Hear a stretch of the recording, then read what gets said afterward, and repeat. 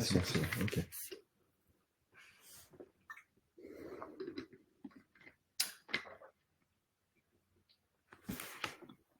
Bonjour à tous.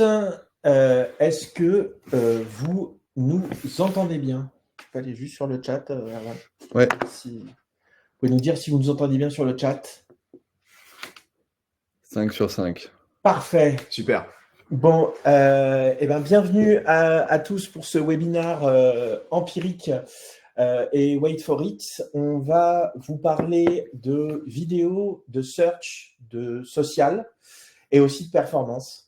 Et aussi de data, voilà, de ces différentes notions que l'on va vous présenter ensemble. Avec l'accent du Sud. Comment? Avec l'accent du Sud. Avec l'accent du Sud, c'est vrai, j'ai pris l'accent du Sud. Voilà, mais c'est cette configuration-là en mode des chiens, hein, pour ceux qui ont la référence qui me perturbe un peu. À mes côtés, donc Erwan, dirigeant de l'agence Wait for It, et Yann, consultant SEO d'Empirique. Donc nous sommes ensemble pour une durée d'1 heure. N'hésitez pas à poser vos questions via le module dédié dans le chat, là, sur la droite. Il y a un système de vote également, enfin le module à côté du chat, pardon, il y a un système de vote sur les questions qui permettront à chacun de pouvoir, par exemple, voter pour les questions qui semblent les plus intéressantes. On a également un petit sondage pour savoir si aujourd'hui la vidéo fait partie de votre stratégie digitale. Ça nous semble intéressant d'avoir aussi cette information, donc n'hésitez pas à y répondre. En termes d'agenda, on aura 4 grandes parties dans la présentation. Une partie où on va rappeler les enjeux de la vidéo dans une stratégie digitale. Alors, pour ceux qui ont vu passer notre carousel ce matin sur LinkedIn, ça sera exactement les mêmes slides. Donc, on ira assez vite, hein. L'idée, c'est de se rappeler que la vidéo est un enjeu important. Mais je pense que si vous êtes là à ce webinaire, c'est que vous en êtes convaincus. Donc, la question derrière, après d'être en phase sur le pourquoi, va être évidemment de réfléchir au comment on met en place une stratégie vidéo search, comment on crée une vidéo attractive qui rank et comment on monitor et on améliore la performance. Très rapidement, qui sommes-nous, Empirique et Wait for It, pour ceux qui ne nous connaissent pas? Empirique, on est une agence de marketing digital qui a comme mission, comme ADN, de transformer vos données en valeur. Donc, c'est quoi la valeur digitale? C'est l'amélioration de la performance des sites de nos clients en termes de génération de leads, en termes de chiffre d'affaires. C'est aussi de faciliter, d'aider nos clients à gagner du temps, notamment par l'automatisation, et enfin aider nos clients à améliorer la connaissance de leurs propres clients, grâce notamment à toutes les datas que l'on collecte et qui génèrent beaucoup d'insights. Donc au quotidien, notre mission, elle va consister à aider nos clients à prendre de meilleures décisions, quelles qu'elles soient au niveau digital, et à obtenir de meilleures performances digitales en exploitant mieux leur capital donné. Et c'est aussi cet éclairage-là que l'on va essayer aujourd'hui d'apporter dans ce webinaire autour de la vidéo, c'est de montrer en quoi la data va être finalement un levier aussi très important pour avoir une stratégie vidéo qui finalement apporte des résultats d'un point de vue business, puisque c'est évidemment l'objectif. Notre différence chez Empirique, c'est qu'on a 4 pôles d'expertise. Un pôle d'expertise autour du SEO et des leviers naturels, un pôle d'expertise autour du paid media, hein, donc les campagnes SIA, les campagnes également social ad, des expertises autour de l'optimisation de la conversion, donc ce qu'on appelle le CRO, hein, ce qui n'est pas une marque de bière alsacienne très connue. Et enfin, un pôle d'expertise data qui est au centre de l'ensemble de nos réflexions, et c'est ce qu'on va essayer aujourd'hui de vous montrer dans ce webinaire. Parfait. Et nous, Wait for It, on est une agence créative / studio de prod. Ça veut dire qu'on est sur la partie effectivement classique de l'agence qu'on attend, c'est-à-dire la direction conseil, la stratégie de contenu, la direction artistique, stratégie de diffusion et conception-rédaction. Et tout ça au service de la prod. C'est là où on twiste un peu le truc par rapport au modèle classique. C'est que nous, on a tout internalisé. On a des vidéographeurs qui font de la réalisation. On a de la 3D, du motion design, de la photographie et du podcast. Et c'est cette idée de créer différemment parce que quand on a vraiment ces compétences terrain hyper fortes, on construit nos concepts un peu différemment. Donc, on est à la fois sur des campagnes de brand content, de la notoriété, du lancement produit, de la marque employeur. Et évidemment, aujourd'hui, communication RSE et communication interne qui prennent un peu de poids aujourd'hui. Et avec cette volonté d'optimiser. Sur nos clients qui sont plutôt des grands comptes, on est dans cette logique où on va chercher un peu tous les besoins des petits copains, des services qui ne se parlent pas trop entre eux. Parce qu'aujourd'hui, ce qui coûte cher dans la vidéo, c'est notamment beaucoup le tournage. Et si on arrive sur un tournage à répondre aux besoins à la fois de l'équipe RSE, des commerciaux, des RH, ben, on arrive à mutualiser des budgets qui sont un petit peu en descente parce qu'il y a de plus en plus de contenu à créer. Donc, il faut arriver à être de plus en plus malin. Et plutôt que de dévaloriser son contenu et faire des contenus moyens, ben, en jouant l'optimisation de tous les budgets, on arrive à faire des trucs très chouettes. Et juste pour terminer sur les présentations des entreprises, on a eu beaucoup et on a encore beaucoup de projets communs entre Empiric et Wait for It, notamment pour Peugeot Saveur, les moulins à poivre, pour la France Mutualiste, qui est une mutuelle, pour également Global, une start-up SaaS lyonnaise. Jars, oui. Effectivement, donc les céramistes, tout ce qui est vaisselle pour restaurant, Aquatools, qui est une filiale de Delaby, donc tout ce qui est sanitaire au niveau des collectivités. Et d'ailleurs, on voit bien, on a des secteurs finalement très hétérogènes, le grand public, le B2B sur un sujet entre guillemets pas forcément très sexy que le sujet de la mutuelle. Ouais. Ou des toilettes hors domicile. Ouais. Ou des toilettes pour les collectivités. Mais en tout cas, on a pu justement, par ces collaborations, nous, de notre côté, montrer toute la puissance du média vidéo, notamment par rapport au texte. Alors, on ne dit pas qu'il ne faut pas faire de texte, mais en tout cas, la combinaison et la complémentarité des leviers nous a semblé très pertinente, et on a pu le voir concrètement sur tous ces projets.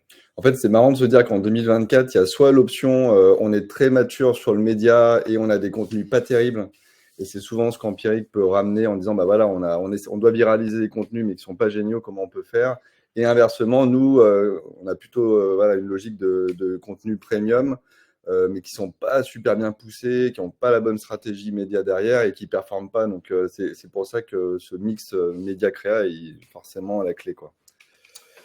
Alors, première partie, je vais aller assez vite, encore une fois, mais de rappeler quand même l'importance d'intégrer la vidéo dans une stratégie search digitale et vous donner quelques chiffres. On observe, comme le confirme le senior VP de Google, dont je ne prononcerai ni le prénom ni le nom, qu'il y a aujourd'hui des changements de comportement, et notamment auprès de la population dont je ne fais plus partie, mais que Yann peut encore revendiquer, Erwan non plus. Non plus, non. Voilà. C'est terminé pour moi. Mais en tout cas, aujourd'hui, effectivement, les jeunes font des recherches de restos, notamment de restos, de lieux à visiter, parce qu'ils ont prévu un week-end, par exemple, à l'étranger. Ils vont plutôt aller sur TikTok ou Instagram que sur Google ou Google Maps. Donc, aujourd'hui, il y a déjà effectivement un changement de mutation.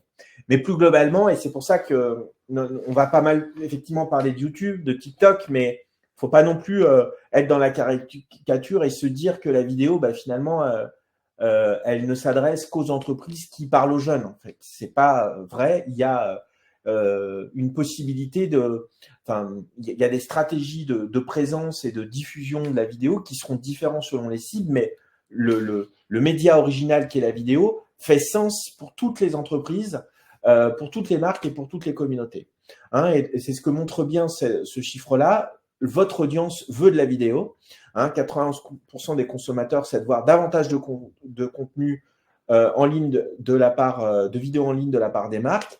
et ils privilégient aussi la vidéo pour s'informer sur un nouveau produit. Et ça concerne également le B2B, parce qu'on a aussi souvent le réflexe d'associer la vidéo à la publicité de grande consommation, donc le B2C. Et non, en fait, le B2B est aussi concerné avec voilà, tous ces chiffres qui montrent que finalement, la vidéo fait partie du parcours décisionnel de tout acheteur B2B, de tout cadre dirigeant, et que finalement, plutôt que de présenter un produit, une approche, une stratégie par le texte, on peut aussi combiner de temps en temps tout ça avec de la vidéo, et que ça peut jouer un rôle important dans un processus d'achat. Ensuite, la vidéo, elle génère aussi plus d'engagement sur les réseaux sociaux. Il y a plus d'interaction avec une vidéo qu'avec des photos, plus de partage, et ça, j'ai envie de dire, quel que soit le réseau social concerné, B2C ou B2B. Les réseaux sociaux sont aujourd'hui le nouvel Eldorado du search. Il faut avoir en tête qu'aujourd'hui, donc Google est le premier moteur de recherche en France et dans la majorité des pays. Alors, effectivement, il est un petit peu contesté dans son hégémonie par les outils d'IA, on en parle beaucoup. Mais finalement, on parle beaucoup de la menace Search GPT, Perplexity pour Google. Mais la vraie menace, elle se situe aussi, à notre sens, sur des réseaux sociaux comme TikTok. Alors YouTube, c'est une menace intérieure, et quelque part, puisque YouTube appartient à Google, mais on voit bien qu'aujourd'hui, YouTube est aussi un média, un moteur de recherche à part entière, utilisé par certaines sites pour rechercher des informations. Sur TikTok, si tu peux juste revenir. Pardon, excuse-moi. Sur TikTok, aujourd'hui, 41% des utilisateurs de TikTok utilisent aussi TikTok comme un moteur de recherche, et c'est particulièrement vrai autour de la génération Z à hauteur de 64%. Et ça sera de plus en plus à l'avenir. Il faut bien comprendre que TikTok investit et a pour ambition de vraiment devenir un vrai concurrent de Google. La preuve en est, ils ont augmenté notamment leur rémunération pour les créateurs, et ils poussent de plus en plus les créateurs via des outils à faire du contenu qui correspond aux intentions de recherche des utilisateurs, et on aura l'occasion évidemment de revenir là-dessus dans la suite de la conférence.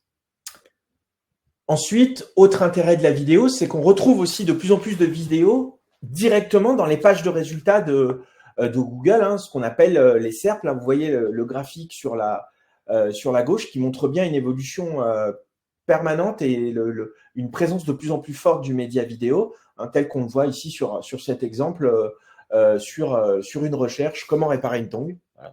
Yann avait dû avoir des problèmes avec ses tongs. C'est des problèmes qui arrivent à tout le monde. Exactement. Non, ça n'arrive pas quand on n'a pas de tongue.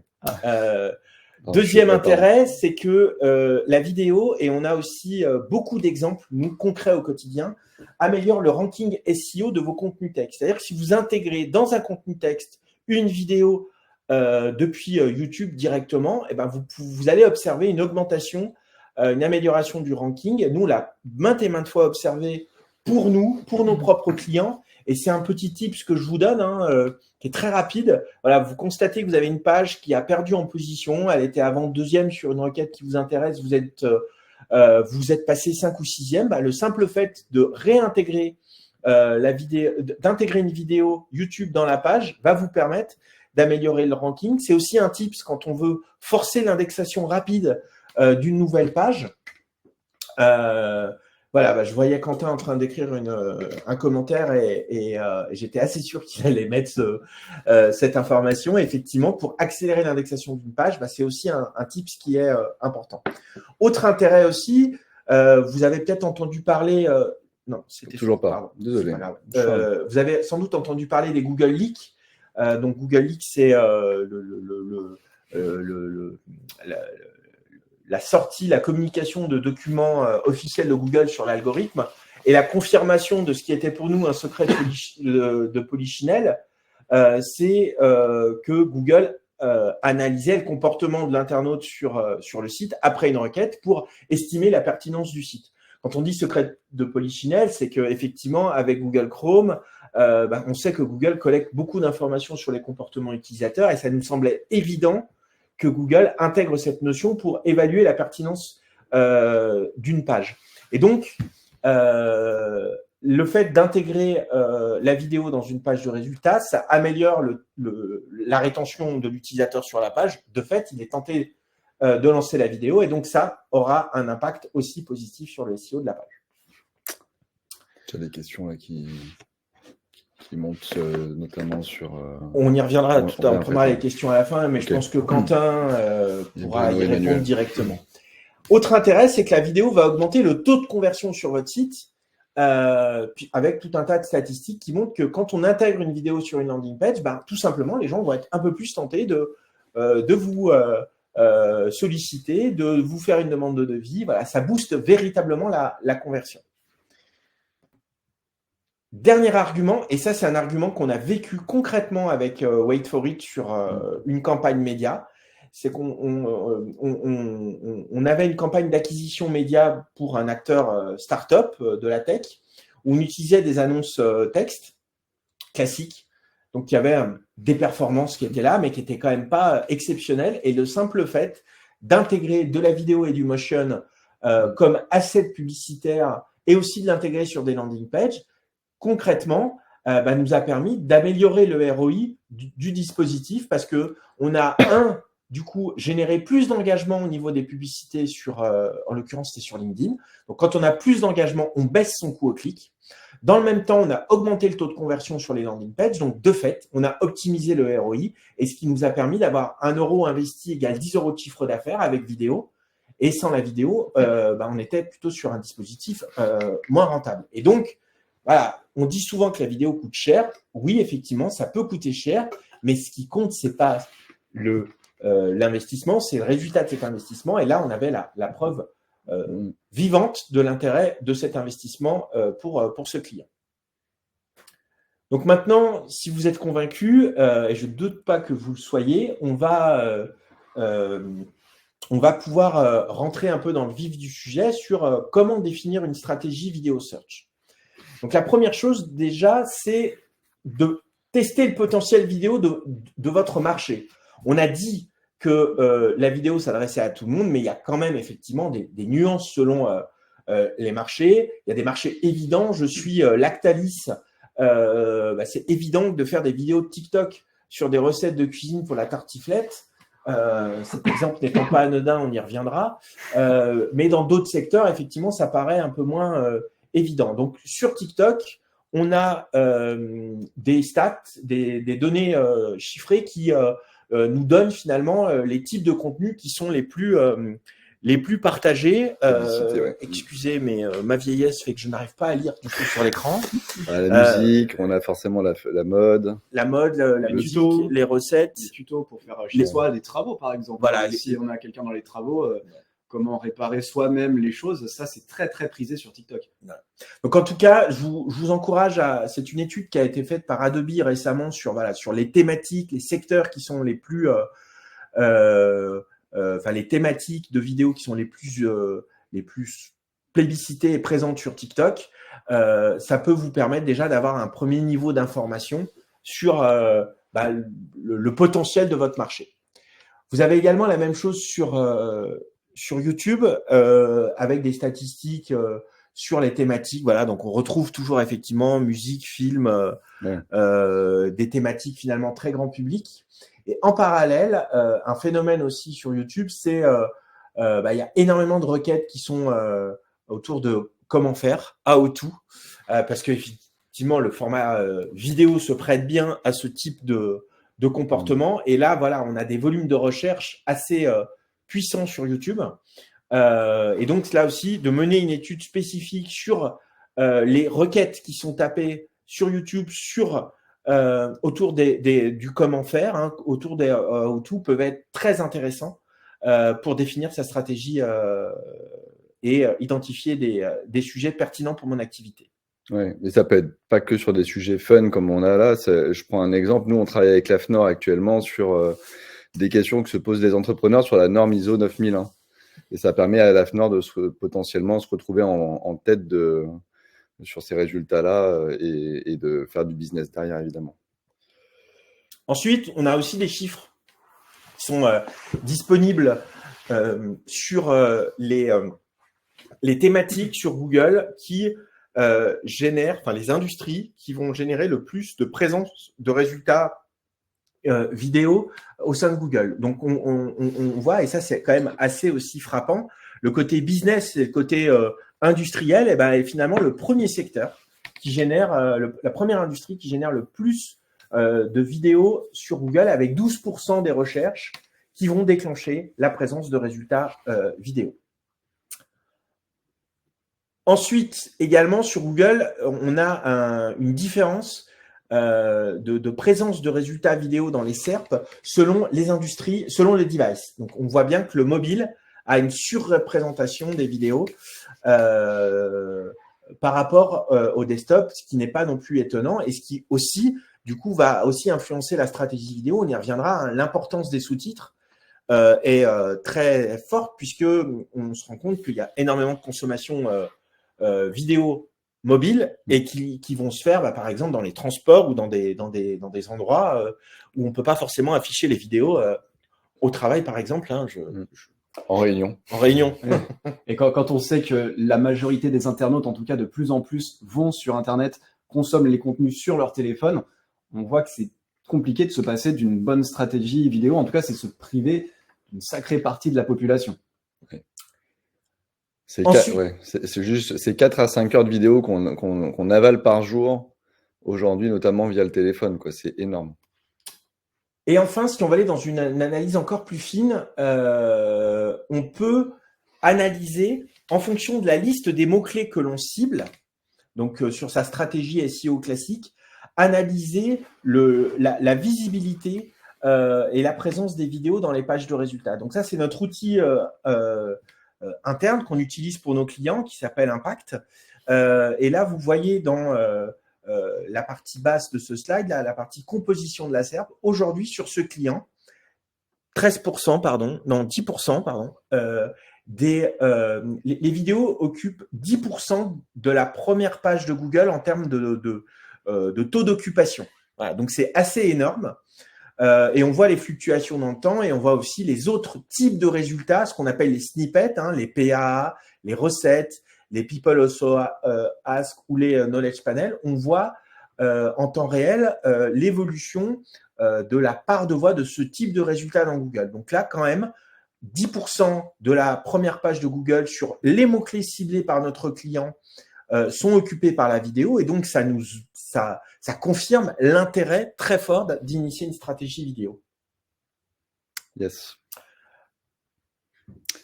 Et ensuite, du coup, on veut savoir ce que les gens cherchent sur les plateformes vidéo notamment, parce qu'on veut se positionner sur les recherches de nos potentiels clients, les recherches de notre cible. Alors, comment on trouve justement les sujets pour les plateformes vidéo? On va s'intéresser et faire un focus sur YouTube et TikTok. Ça tombe bien déjà, bonne nouvelle. Les outils nous proposent, eux, sur leur propre plateforme, des outils pour trouver des sujets, pour avoir des suggestions, pour surveiller aussi les tendances du moment, un peu à la façon de Google Trends. Donc, comme dans le SEO classique, on va chercher à droite, à gauche des mots-clés et utiliser en premier lieu les outils fournis par YouTube et TikTok. Donc, sur YouTube, il faut se rendre dans YouTube Analytics, dans l'onglet Research. Il va vous fournir les recherches de vos abonnés, les recherches de votre cible. Là, on voit, par exemple, c'est extrait d'une chaîne YouTube qui parlait aux créateurs de chaînes YouTube. Donc, on a des mots-clés comme YouTube Channel, How to Create YouTube Channel. Ça va vous permettre d'avoir un temps d'avance, de savoir, OK, ma cible cherche ça sur YouTube, c'est l'occasion de créer une vidéo. Et on a un outil similaire aussi sur TikTok. Et bonne nouvelle, c'est tout nouveau. Donc, ça va être l'occasion de prendre un temps d'avance sur vos concurrents. Je crois que ça a un mois. Ça fait un mois que ça s'est sorti en France. Ça s'appelle le Creator Search Insight sur TikTok. Déjà, comment on y accède? C'est simple. C'est pas disponible sur PC, mais c'est disponible sur mobile. Vous vous rendez sur votre application TikTok. Vous avez la barre de recherche. Vous tapez Creator Search Insight et vous allez accéder à l'outil. L'outil qui analyse tout votre contenu, qui analyse comme sur YouTube aussi tous vos abonnés pour vous sortir les recherches de vos abonnés et pour vous sortir également des tendances dans votre thématique, des suggestions. Tiens, tu parles de voyage, sache qu'il y a beaucoup de gens qui font des recherches, par exemple, sur des idées de sortie à Paris. Il va aussi vous proposer ce qu'on appelle des content gaps, c'est-à-dire qu'il a décelé qu'il y a beaucoup d'utilisateurs TikTok qui font des recherches sur un mot-clé précis, mais qu'en face, il n'y a pas beaucoup de contenu à proposer dans ces résultats de recherche. Alors, il va le mettre en avant pour dire au créateur, bon, bouge-toi et fais-moi un contenu là-dessus, ça va t'apporter du trafic. Donc ça, c'était pour les outils qui sont directement sur les plateformes. Ensuite, pour compléter, on a aussi des outils payants avec, je pense, notamment vidIQ, qui est un logiciel assez complet, notamment sur YouTube. On ne voit pas le détail de l'outil, malheureusement, là sur l'écran. Je crois qu'il y a un petit problème d'affichage, mais ce n'est pas grave. Mais ça arrive. Il apparaît.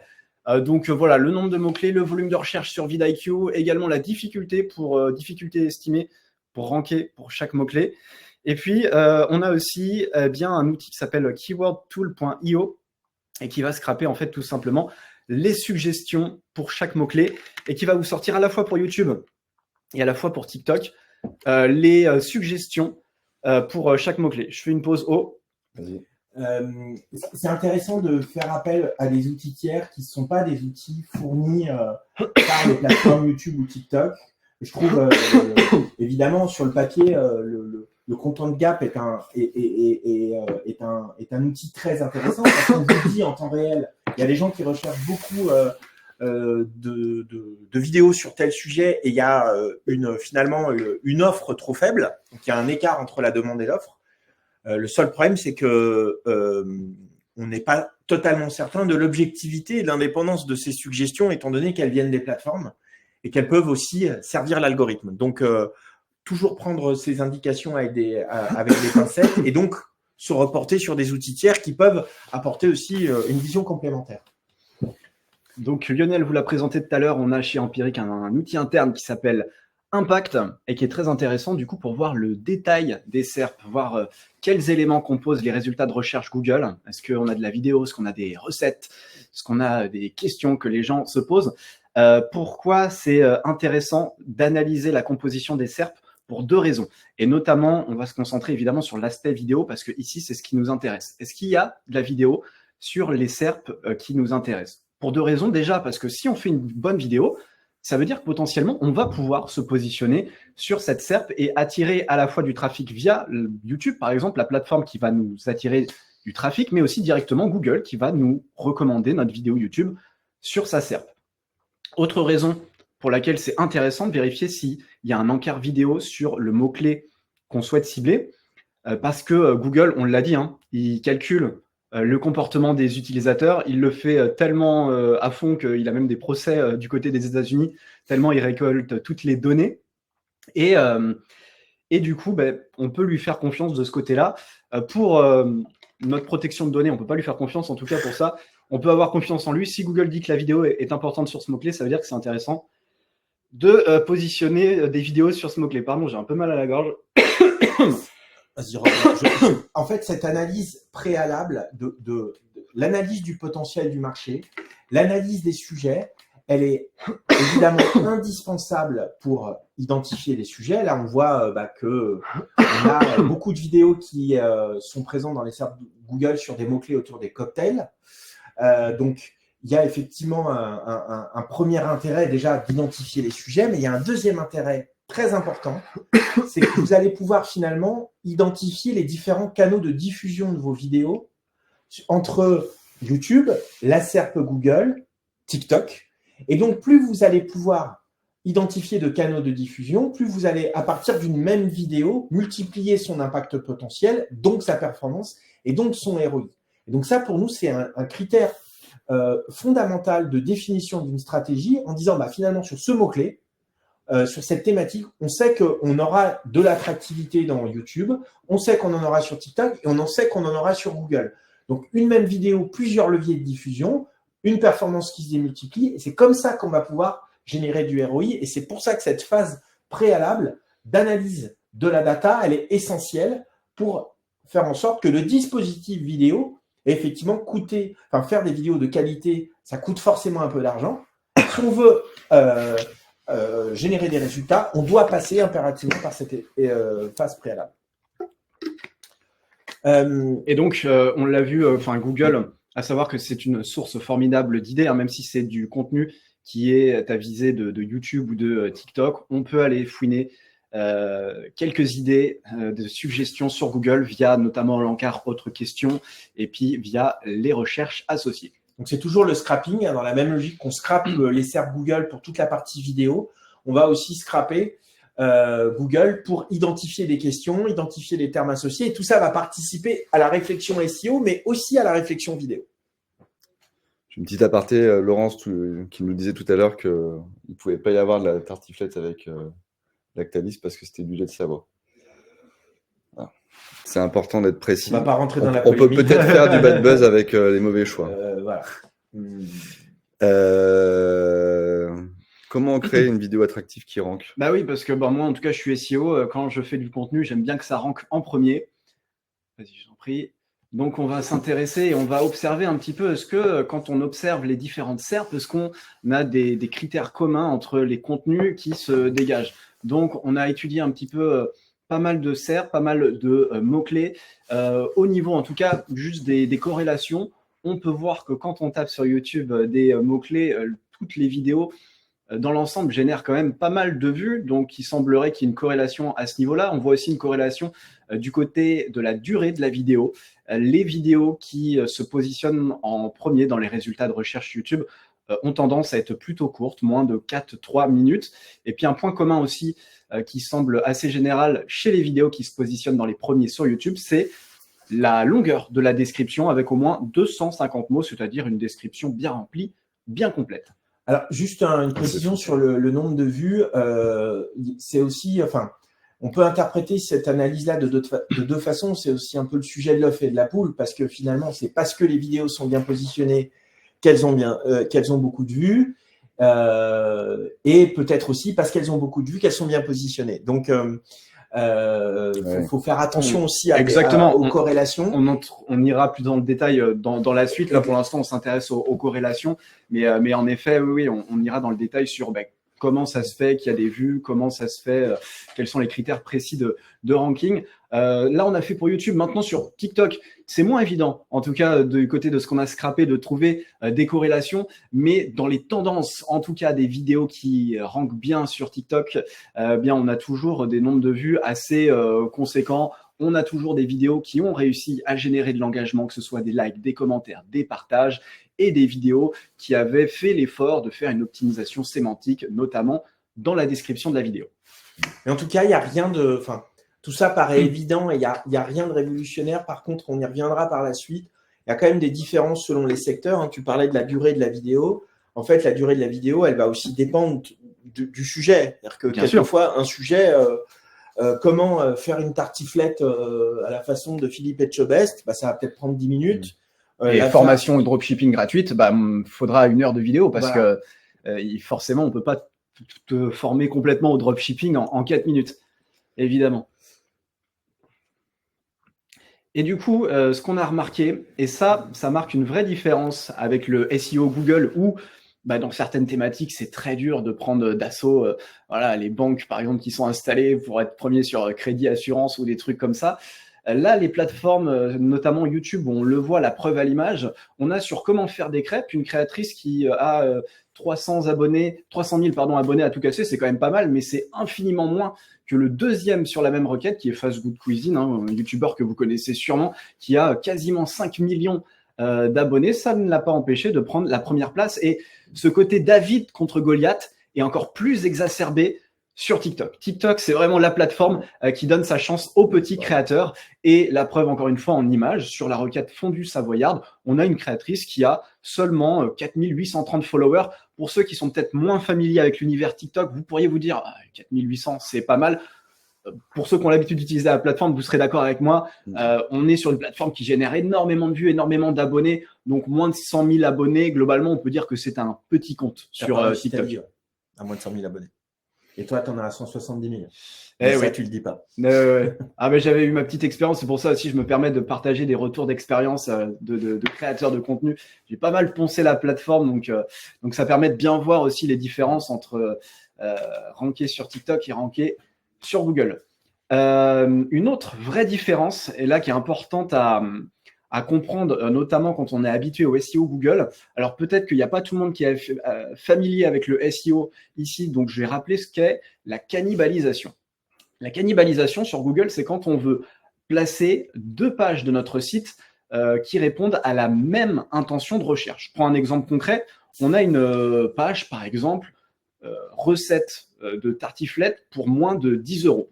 Et on a une autre page sur notre site qui est simplement recette de tartiflette. Google va potentiellement se dire que ces deux pages répondent aux mêmes besoins, à la même intention de recherche de l'utilisateur.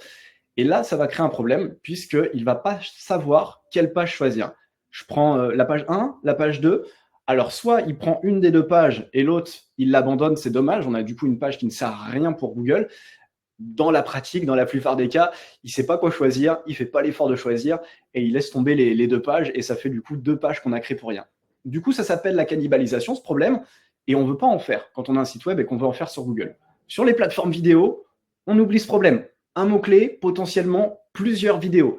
La preuve en image avec YouTube et le YouTuber Thibaut InShape sur la requête musculation maison. Sur les 4 premiers résultats, il a 3 vidéos à lui. Parce que sur musculation maison, il a réussi à faire 3 contenus qui répondaient à ce mot-clé, 3 contenus différents. Voilà, on a les pectoraux à la maison, on doit y avoir les abdos à la maison. Les abdos qu'on voit d'ailleurs, c'est une photo de Lionel qu'il a prêté à Thibaut, qu'il a gentiment prêté. Et sur TikTok, il y a la même logique. On oublie totalement la cannibalisation, un mot-clé, potentiellement plusieurs vidéos avec la requête sortie Tokyo et le compte Rien que Laura, voilà, qui a 2 vidéos sur les 4 premiers résultats de recherche. Je mettrai un warning sur cette pratique. Quand je dis faire plusieurs vidéos pour le même mot-clé, on est d'accord, on ne fait pas la même vidéo non plus. On ne fait pas des copier-coller de vidéos. Mais par exemple, pour sortie Tokyo, on peut faire une vidéo, 10 idées de sortie à Tokyo et 5 idées de sortie insolites à Tokyo, où on ne va pas proposer les mêmes sorties, mais potentiellement, ce sera 2 vidéos qui pourront se placer sur le même mot-clé. C'est cool, comme ça, on aura plein de vidéos à nous sur le même mot-clé. On augmente notre visibilité. Ça nous amène à la question, comment on crée une vidéo attractive? Alors, le premier point, en fait, de notre prisme à nous, côté Wait for It, on regarde énormément de vidéos. Quand un prospect nous contacte, on regarde tout ce qui se fait dans le secteur. Et le premier truc à dire, c'est qu'il y a quand même beaucoup de production de contenu vidéo. Ça a explosé ces 10 dernières années, c'est évident, mais il y a peu de contenus qui répondent un peu aux clés de ce que c'est qu'un bon contenu.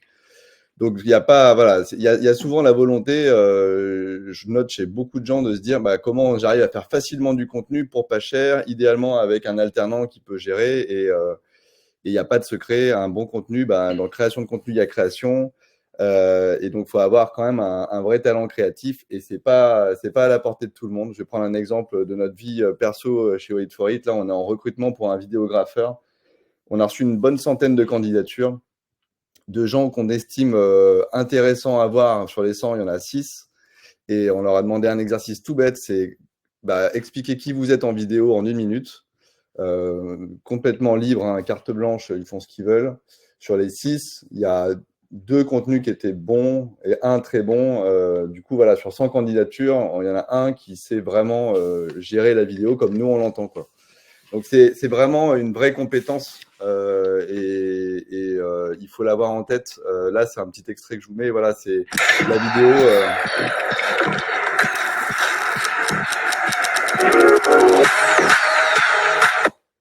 La vidéo, c'est pas que de la technique, c'est des idées, c'est de la sensibilité, c'est tout ça à la fois. Il faut aller chercher tout le potentiel qu'on peut avoir, quels que soient les domaines, même dans des domaines qui ne sont pas évidents comme l'assurance ou les retraites. Donc, c'est quoi un bon contenu, hein? Il y a le bon et le mauvais contenu, comme il y a le bon et le mauvais chasseur. Il y a un bon contenu, c'est des règles qui nous séparent. Donc, le premier point, c'est tout bête, c'est on apporte une valeur ajoutée. Si on n'apporte pas de valeur ajoutée avec nos vidéos, on fait du spam. Et ça, c'est ce qu'on veut éviter au maximum parce que le spam, ça fait fuir. Vous allez peut-être marcher au tout début avec une politique très simple de vidéo, mais les gens vont se désintéresser de votre marque. Et donc, l'idée, c'est voilà, il y a différents axes pour apporter de la valeur ajoutée. Le premier, c'est divertir. On est sur des plateformes du divertissement, donc il faut se lancer. Donc là, je prends 2 exemples qu'on fait avec Fairmob. Le premier à gauche, Fairmob, ils ont une très très forte culture couleur. On leur a proposé un concept qui mettait en avant leurs couleurs. Ils ont des noms assez chouettes à chaque fois, Cactus, Guimauve. Là, c'est la dernière en date. Donc voilà, ça c'est ce qu'on a posté sur leur Instagram. Donc c'est tout en 3D. C'est voilà, c'est Tonka, c'est une une chaise Fermob qui sort d'une montagne de chocolat. Et donc, c'est des petits trucs très courts, mais qui rappellent, en fait, voilà, c'est fun. À chaque fois, c'est des transformations différentes. Il y a évidemment la grande mode du FOOH que vous avez dû voir à tort et à travers. Je pense que ça ne durera pas. Mais en attendant, on en profite. Donc là, c'est la sortie du dernier magasin Fermob à Sydney. Ben, on imagine pareil, une chaise qui sort devant l'Opéra de Sydney. C'est très court. Voilà, on se dit juste quoi? On se dit, bah, ça rentre dans les feeds des fans de la marque qui suivent la marque.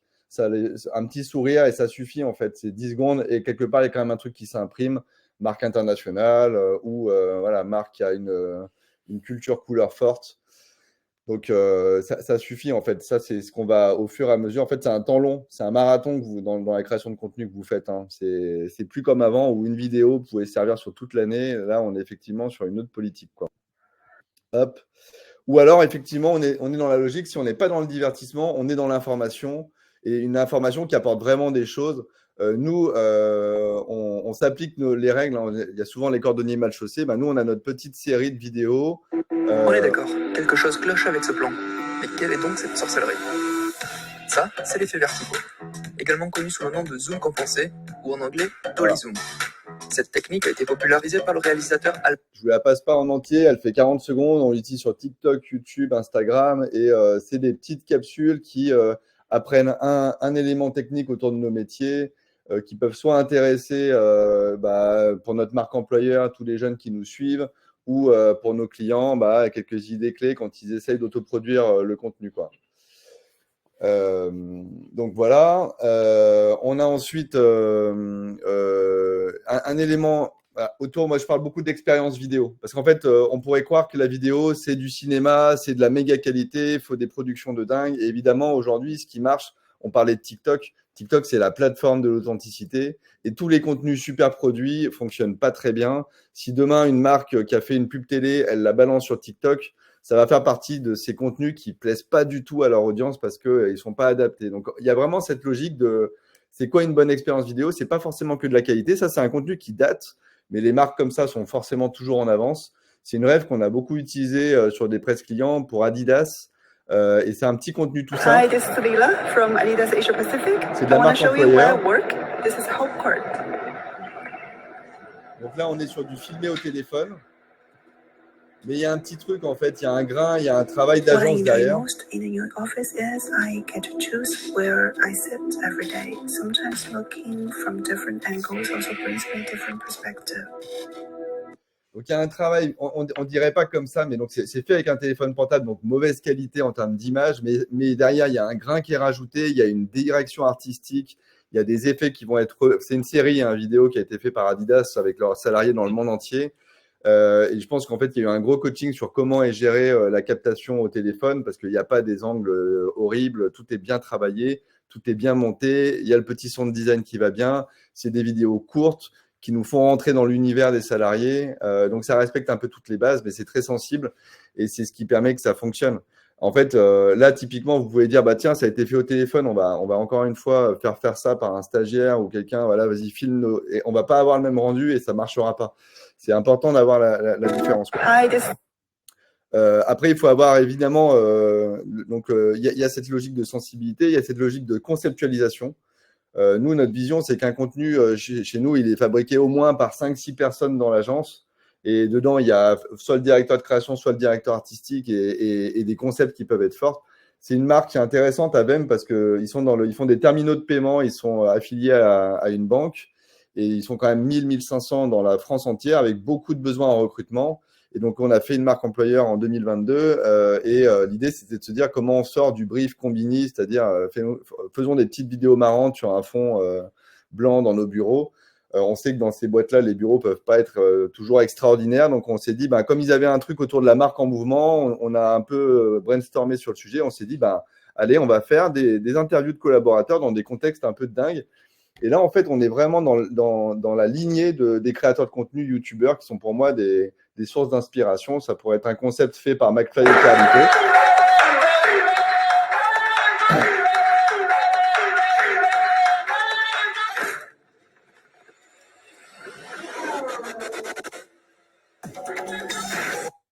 Donc là typiquement, c'était, on les mettait en tyrolienne, en kart, en aviron, en luge d'été, et on leur posait les questions classiques. C'est quoi ton métier? Pourquoi t'aimes bien être chez Avem? Mais dans un contexte un peu difficile. Donc les gens répondaient comme ils pouvaient. Ça donne un côté fun. Et en fait, bah, c'est tout con, mais dans les recrutements qui ont suivi cette campagne, c'était systématiquement évoqué par les candidats. Ah, j'ai vu vos vidéos, j'ai trouvé ça cool, ça m'a donné envie de postuler. Et quand tu es en concurrence avec 400 boîtes de ce type-là, bah, ça fait une petite différence.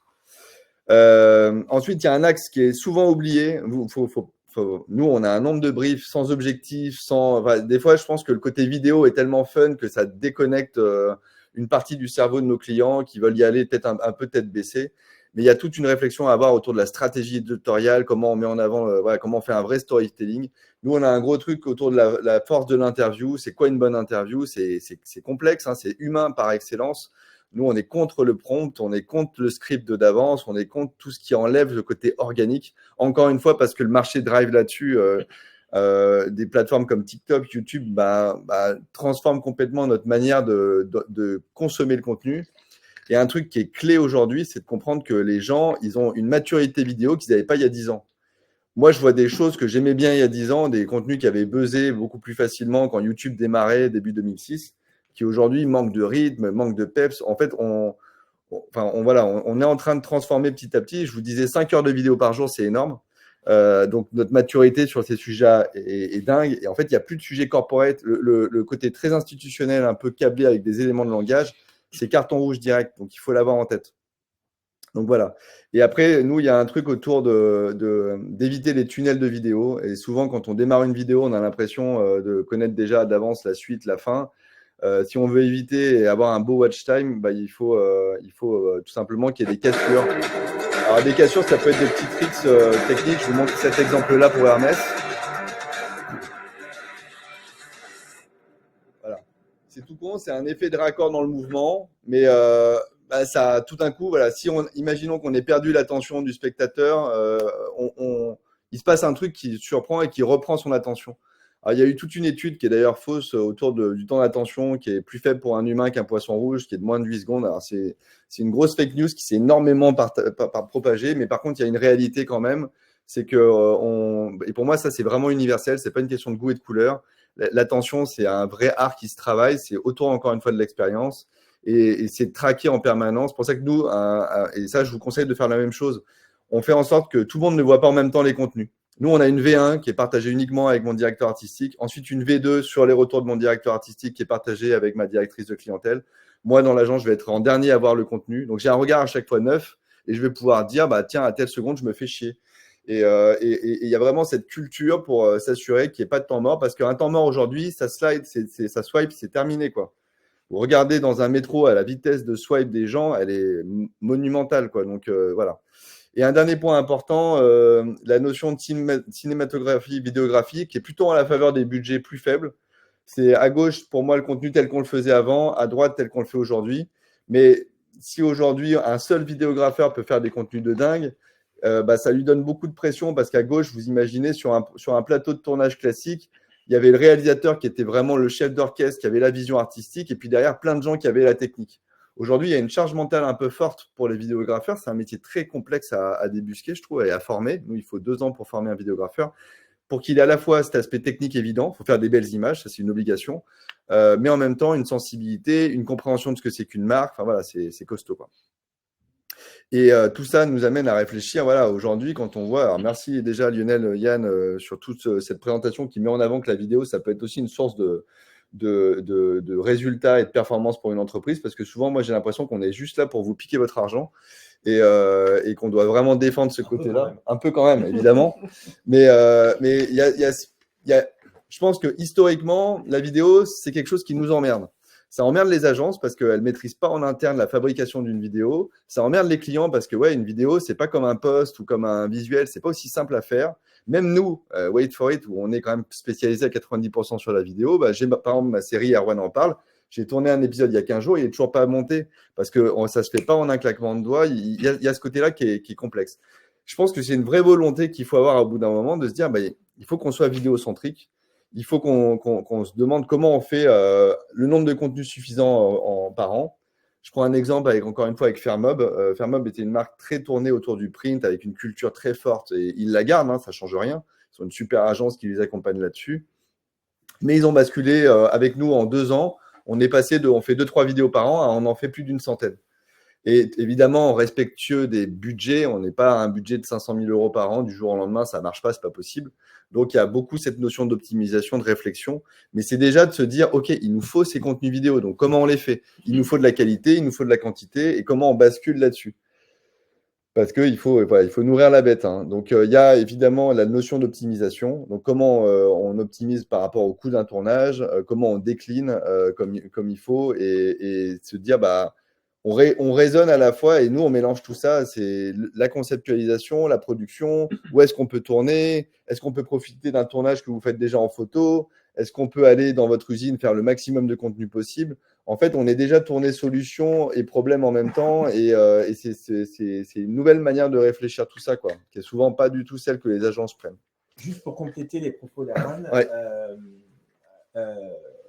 je suis, en tout cas, moi, je suis assez admiratif de la compétence créative de Wait for It,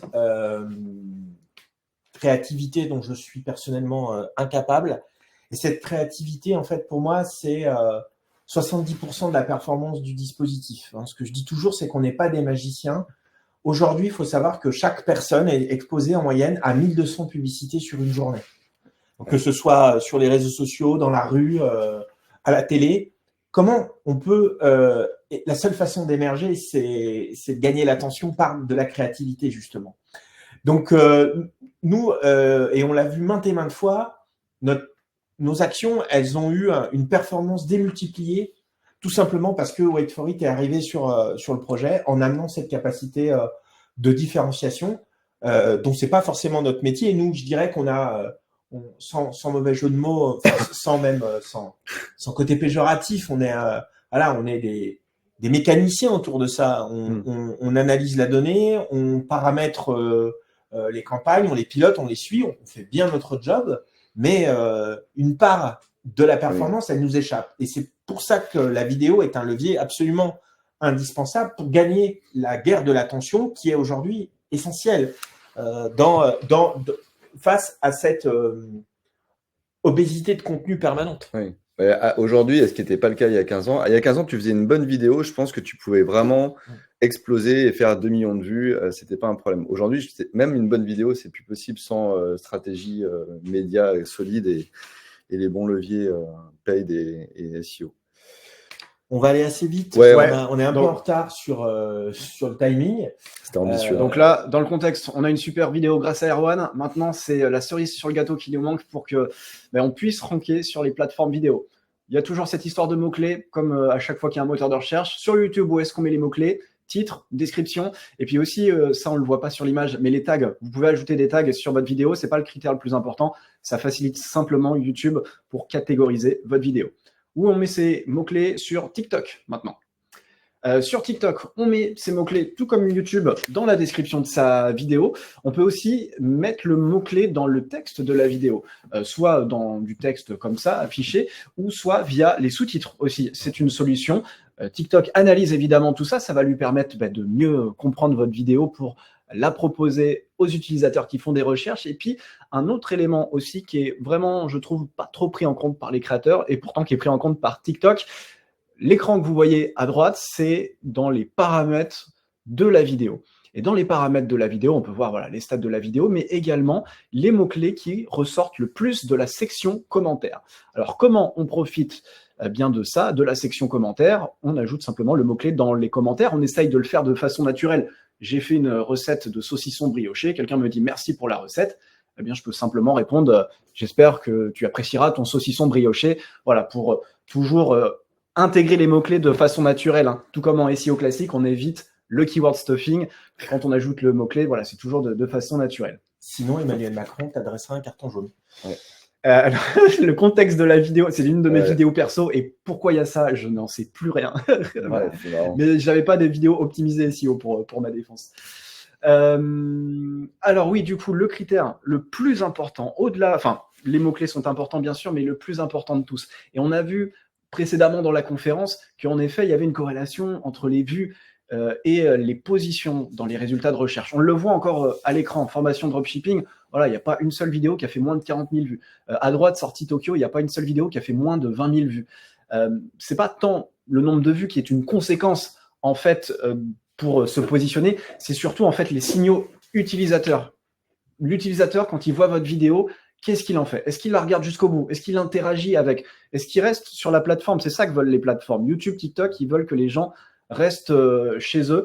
Donc, la solution, c'est le hook, que ce soit sur YouTube ou sur TikTok, c'est-à-dire les premiers instants de la vidéo. Il doit être ultra optimisé, pas forcément penser SEO, mais vraiment penser, on veut fournir une promesse, on veut que l'utilisateur soit intéressé pour vraiment regarder la suite de la vidéo.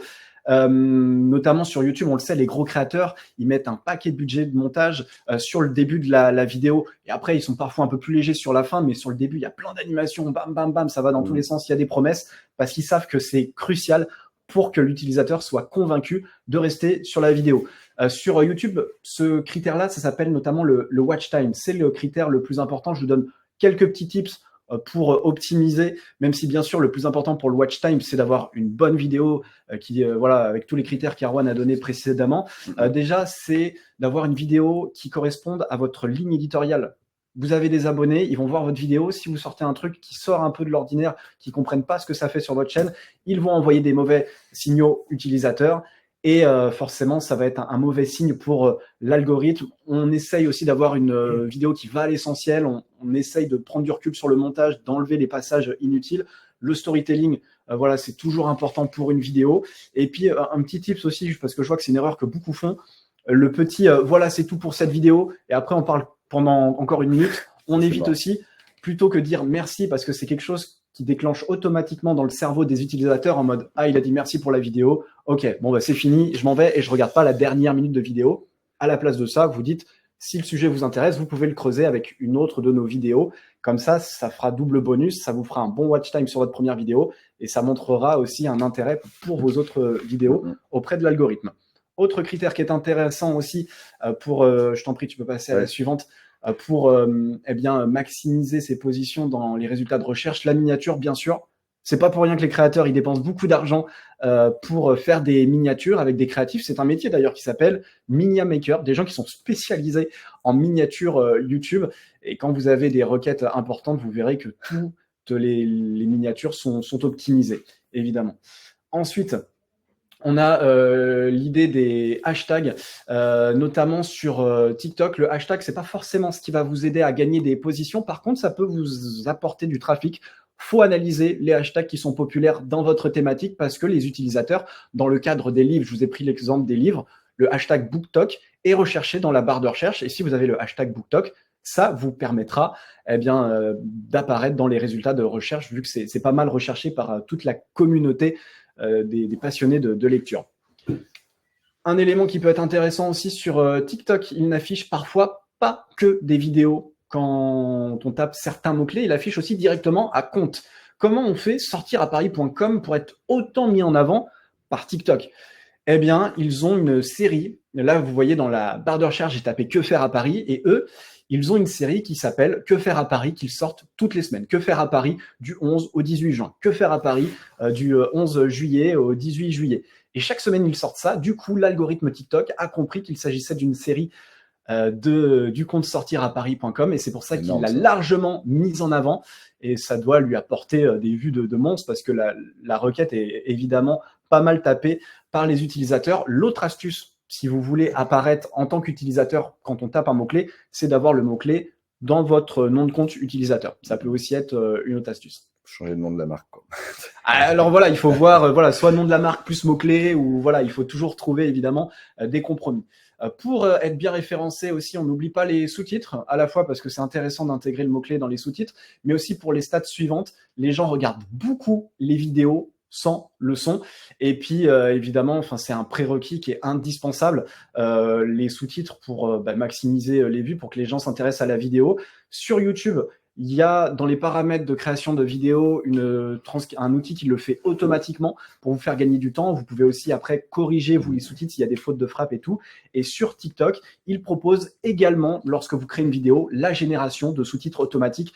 C'est très important, notamment sur TikTok, de passer un peu en revue après, parce que dès qu'on commence à utiliser des noms de marques et tout, il passe un peu à côté. Mais déjà, ça mâche énormément le travail et ça fait gagner énormément de temps. Ensuite, une stratégie qui peut être intéressante pour vous faire gagner du temps, vous faire gagner des vues surtout, c'est que toute la stratégie que je vous ai expliquée là sur TikTok, mettre les mots-clés dans la description, dans les sous-titres, dans le texte, c'est une stratégie que vous dupliquez aussi pour les Reels Instagram et pour les YouTube Shorts. La vidéo que vous publiez sur TikTok, vous pouvez tout à fait la publier sur YouTube Shorts et sur Instagram, qui sont des copies en fait de cet algorithme, hein. Ils ont lancé ça parce que TikTok a cartonné. On ne fait pas ça parce qu'on est feignant, on fait ça parce que ça va déjà décupler la visibilité de notre vidéo. Et moi, là, je vous parle par expérience, le nombre de fois où j'ai posté des vidéos sur mon compte TikTok qu'on bidé à fond, qu'on fait un flop complet. Et à ma grande surprise, sur Instagram, sur les Reels, ça a cartonné. Ça permet de donner une deuxième chance à votre vidéo qui aurait flop sur une des plateformes. Et voilà, et ça permet de décupler vos vues.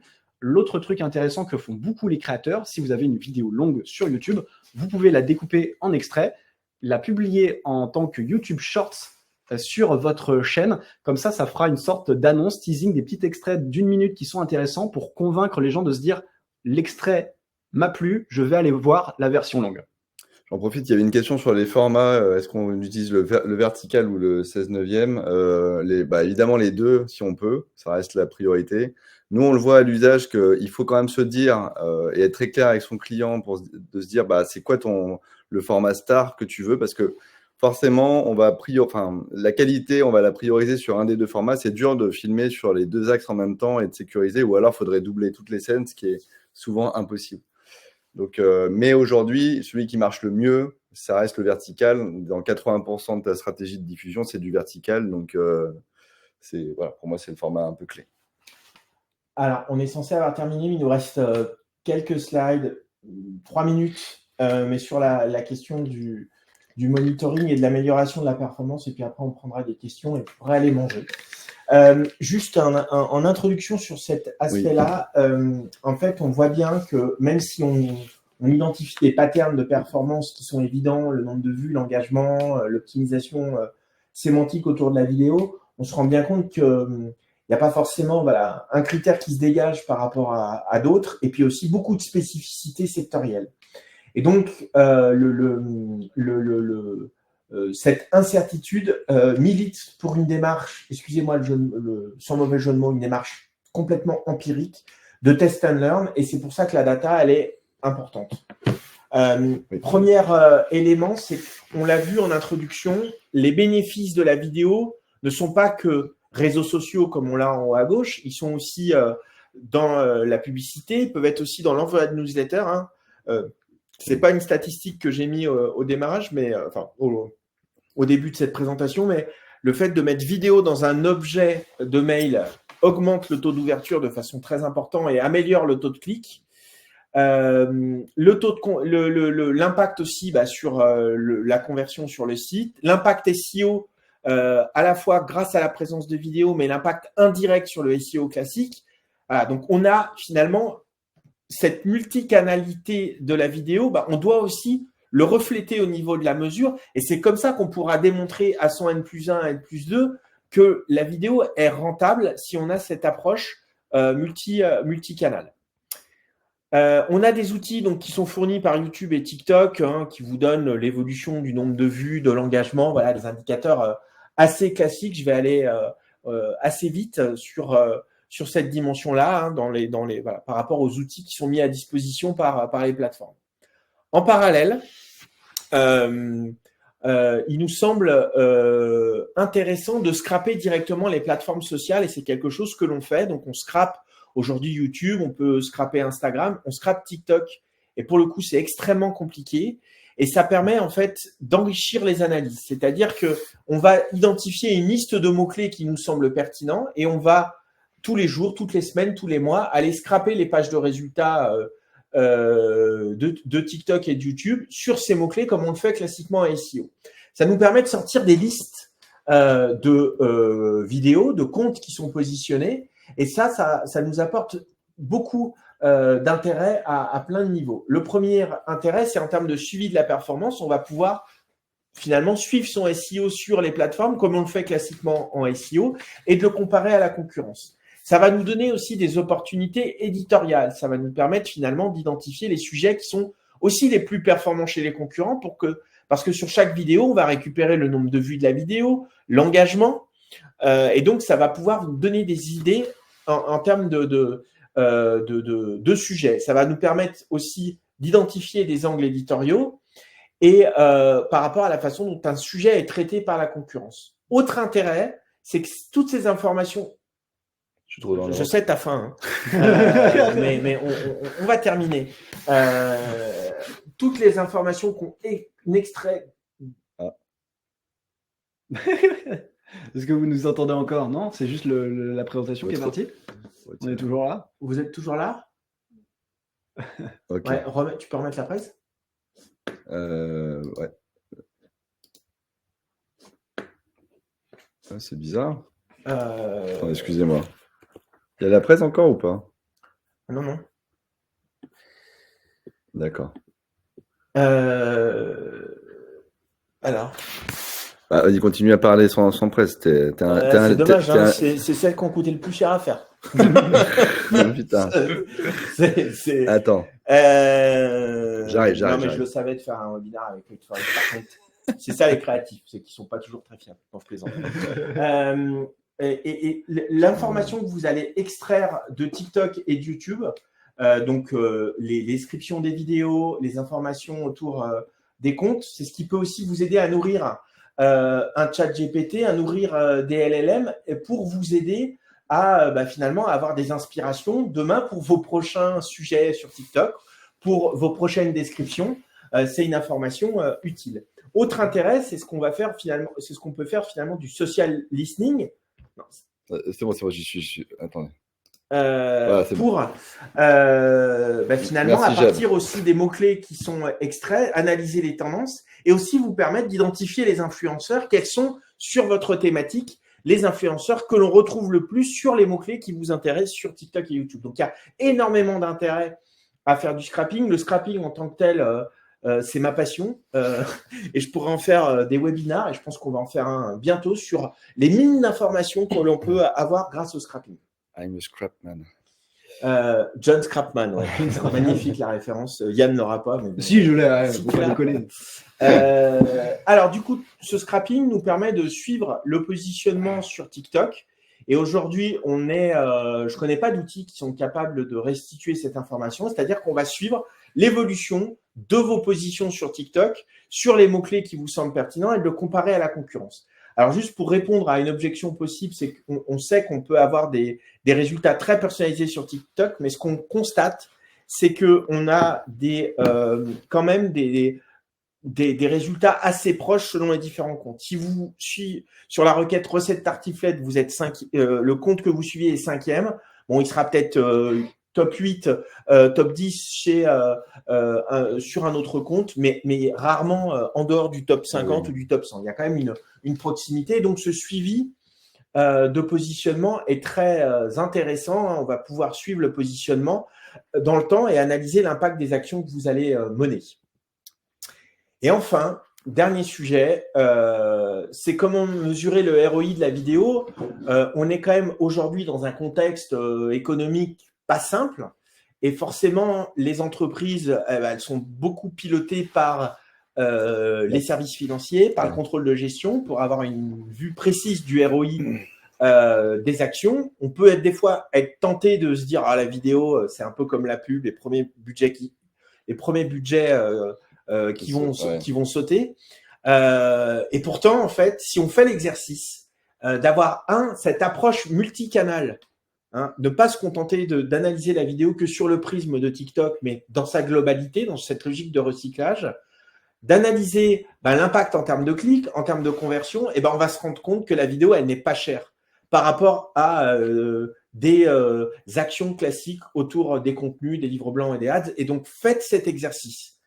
Et on peut vous aider d'ailleurs pour faire cet exercice et vous rendrez compte que que le contenu vidéo est absolument pas cher et très rentable. On va prendre maintenant les questions. Et promis, 5 minutes et on vous libère pour aller manger. Est-ce que tu peux remonter dans le fil de discussion Il y a l'onglet questions aussi, je crois. Attends, on va aller d'abord sur l'onglet questions. Si ça veut bien. Je suis un peu... Pourquoi je peux pas aller dessus là? Bon. Si. Quelles sont les sources des stats TikTok? Emmanuel nous demandait. C'est une étude Adobe qui a été faite récemment par rapport à... Voilà. Ensuite, les autres questions. Je retourne dans le chat. On va remonter. Mais je pense que Quentin a pas mal. Il a répondu. J'avais vu une question sur le budget de la vidéo Fairmob. C'est de la 3D. Alors, les 3D. Là, tu l'avais, la question. Oui. Ouais, voilà. Manon. Manon, Manon depuis le compte de Laurence. Tout dépend. Enfin, je ne veux pas dire de bêtises. Je crois que là, par vidéo, on était à peut-être 5 000 €. Et après, ça va dépendre de ce qu'on a déjà modélisé. Enfin voilà, c'est de la 3D, c'est un peu complexe. Mais globalement, les budgets vidéo, c'est la grande question.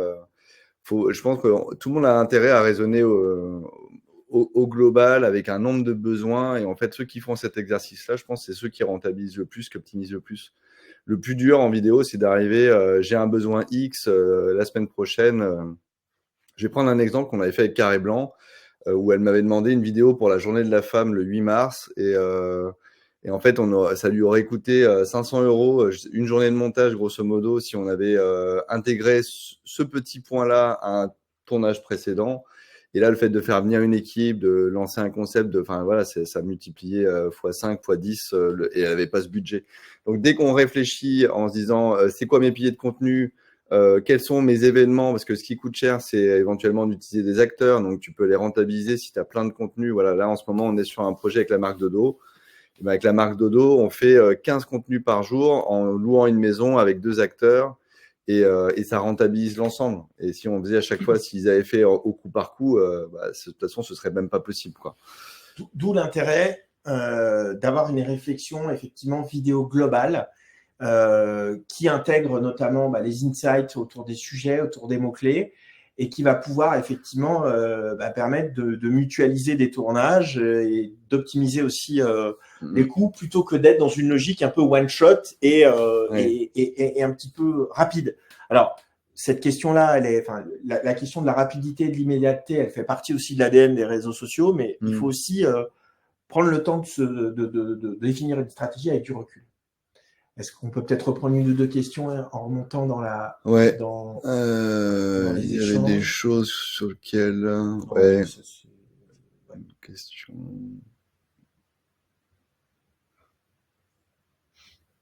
Oui, sur les SERP, il y avait Emmanuel. Si, il y a des vidéos courtes. Et oui, on l'a remarqué exactement, Emmanuel. C'est-à-dire que oui, on a l'encart vidéo classique, mais de plus en plus, il y a la spécificité encart vidéo courte, c'est-à-dire il va afficher surtout des YouTube Shorts, moi de mon expérience que j'ai vu, il aime bien favoriser ça, mais également des Reels Instagram et des TikTok. Donc bien sûr, les contenus courts peuvent potentiellement apparaître sur la SERP Google directement. Ouais. Mais le temps est un vrai sujet, et moi ce que j'aime bien maintenant, parce qu'il y a des choses, typiquement nous sur les séries qu'on fait, les Erwan en parle, je suis un peu frustré des fois de ne pas pouvoir dire ce que je veux, et il y a la qualité du contenu derrière aussi, parce que si on fait que des trucs de 45 secondes plats et sans rentrer dans le détail d'une problématique, c'est peut-être plus facilement vu, mais est-ce que ça apporte quelque chose? Est-ce que ça vous met en avant? C'est compliqué. Donc il faut vraiment fonctionner différentes versions, du teasing. Là on le fait sur des témoignages clients pour PwC autour d'un gros projet qu'ils ont fait avec TF1+. Ils ont remonté, c'est eux qui ont créé la plateforme TF1+, tout simplement. Et il y a un témoignage plutôt long. À nous, ce qu'on appelle du long, c'est un 4 minutes 30. Mais on sait que si on le poste sur LinkedIn tel quel, il va flopper de fou parce que c'est trop long et que LinkedIn favorise des 30 secondes. Donc là, on est vraiment sur le fonctionnement extrait, teaser, et puis on ramène le maximum de trafic, soit sur le site PwC, soit sur la page YouTube. On va peut-être clôturer, juste regarder en terminant par le sondage dans les apps. Les apps le sondage, app. Voilà, voir un peu les résultats. Il y a le petit œil en bas à droite. Ok. Voilà. Oui, quand même. Bon. C'est pas trop mal. En tout cas, merci à tous pour votre disponibilité. Désolé pour le petit dérapage temporel, mais voilà, 70 slides pour 1 heure. On savait que C'est tombé. ça Ouais. pouvait être risqué, mais on avait beaucoup de choses à dire, envie de partager beaucoup de tips, d'outils. Évidemment, Empiric et Wait for It, on est à votre disposition si vous souhaitez creuser ces sujets vidéo. Et si le webinaire vous a plu, n'hésitez pas à faire un petit post LinkedIn. Le webinaire va être disponible en replay dès aujourd'hui. N'hésitez pas à en parler autour de vous. N'hésitez pas à nous contacter aussi. Ça sera un plaisir. Vous voyez, on est des passionnés. Ouais. Donc, on pourrait passer des heures à en parler sur la combinaison de ces compétences, effectivement, qui sont extrêmement complémentaires. Et qui peuvent offrir des perspectives à tout le monde. Merci, bon appétit à tous. Ouais. Bon appétit. Et puis à bientôt. bientôt. Merci, Au revoir. au revoir. Merci, au revoir.